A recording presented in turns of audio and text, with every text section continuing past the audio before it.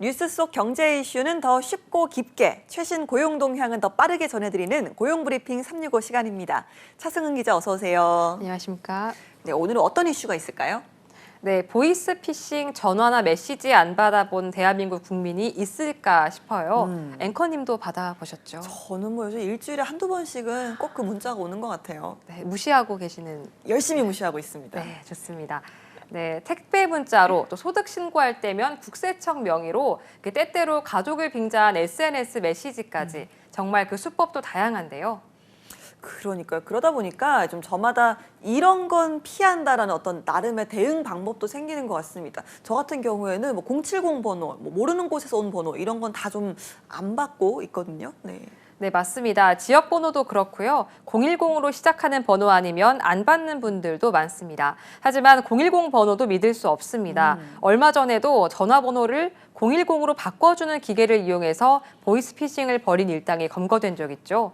피싱 수법은 수년이 지난 지금도 다양한 방식으로 여전히 큰 피해를 낳고 있는데요. 보이스피싱의 진화에 어떻게 대비해야 할까요? 이슈픽에서 짚어봅니다. 그렇습니다. 정말 얼마 전이었죠. 보이스피싱 범죄를 쫓던 정부 수사단이 수사 결과를 내놨는데 그 내용도 좀 충격적이었습니다.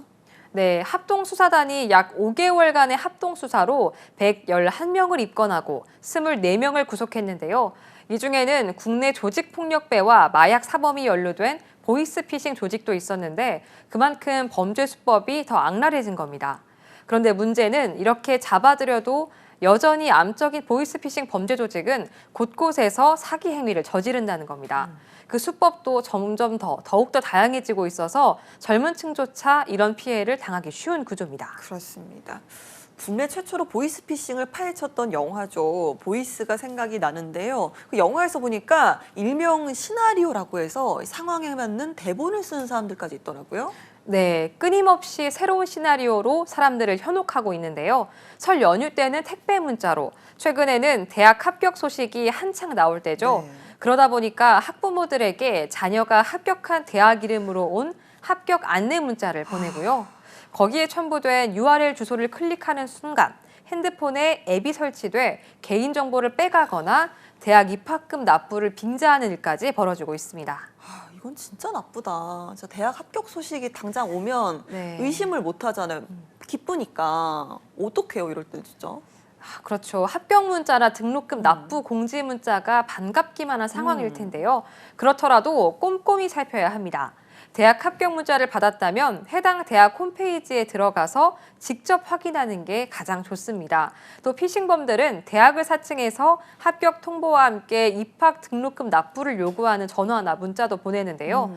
바로 입학금을 이체하거나 개인정보 입력을 요구하면 의심해야 합니다. 그러니까요. 진짜 학부모며 뭐 수험생이 가장 좀 마음이 불안할 때가 요즘인데 정말 타이밍 좋게 사람의 그 심리를 파고드는 것 같네요.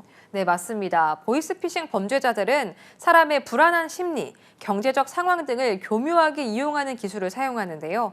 취업에 목마른 사람에게는 취업 기회를 주는 척하면서 연말정산을 앞둔 직장인에게는 국세청을 사칭해서 개인정보를 요구하는 사례가 잇따르고 있습니다.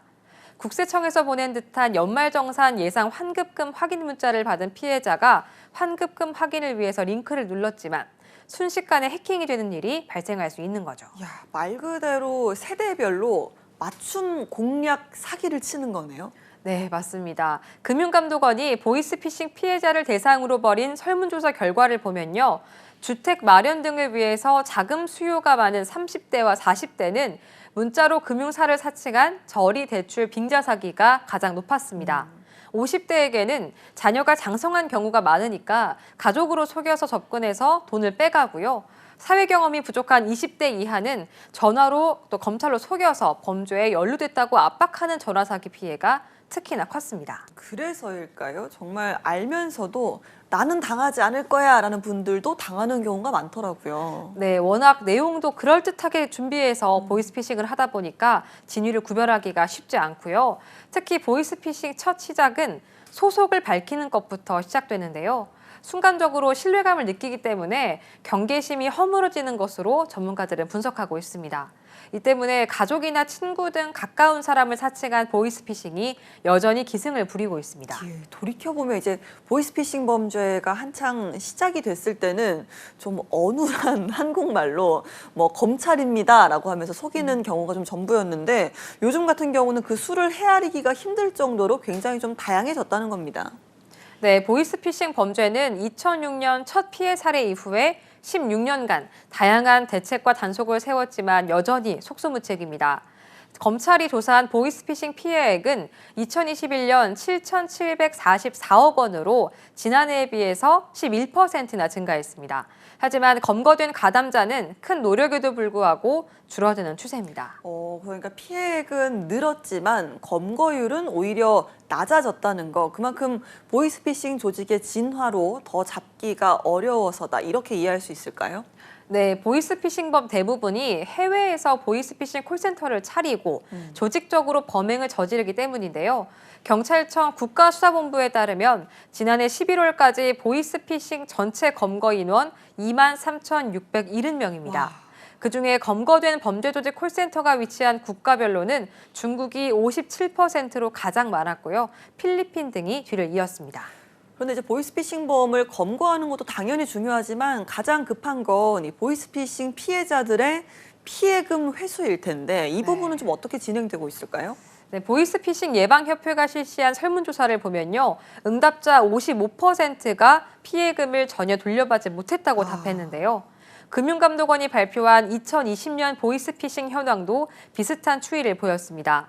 지난해 보이스피싱 피해금 2,353억 원 중 피해자에게 돌아간 금액은 48%로 절반이 채 되지 않았습니다. 예, 그러니까 피해자의 절반은 아직도 피해금을 돌려받지 못했다는 건데 이렇게 좀 피해자들이 피해금을 빠르게 돌려받을 수 있는 방법은 없을까요?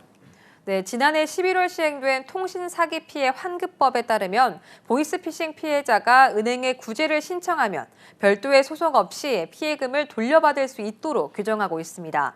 피해자가 구제 신청을 하게 되면 금융사는 보이스피싱이 연루된 계좌를 우선 지급 정지시키고 이후에 금융감독원에서 채권 소멸 절차 공고 후에 약 2개월 정도가 소요되면 채권이 소멸하고 피해 환급금을 지급합니다. 그런데 문제는 사기범이 이미 돈을 다른 곳으로 빼돌린 뒤라면 환급할 수가 없는 겁니다. 예, 그런 보이스피싱인 것을 곧바로 알아차린다라면 몰라도 사실상 구제를 받는 게 쉽지 않은 구조군요. 네, 결국 피해자는 사기범에게 민사소송을 걸거나 법원에 배상 명령을 신청하는 수밖에 없는데요. 이마저도 사기범이 잡혀서 재판이 열린다는 전제 하에 시도해볼 방법입니다. 그러다 보니까 조심하고 또 조심하는 수밖에 없습니다. 예, 근데 이런 부분 같은 경우는 정부에서도 좀 더 적극적인 대처를 해야 될 것 같은데요. 네, 그래서 정부도 앞서 전해드린 대로 보이스피싱 범죄 근절을 위한 합동수사단을 출범시켜서 꾸준히 근절에 나섰고요. 또 경찰청은 보이스피싱 범행 수법을 상세하게 알리는 범죄 예방 홍보 동영상을 제작해서 업데이트를 하고 있습니다. 예. 자, 보이스피싱 날로 진화하고 더 악랄해져 가고 있습니다. 보이스피싱 예방과 수사 지원도 이루어지고 있는 만큼 보이스피싱범들이 더 빠르게 검거되길 바랍니다. 오늘도 차승은 기자와 함께했습니다. 고맙습니다. 고맙습니다.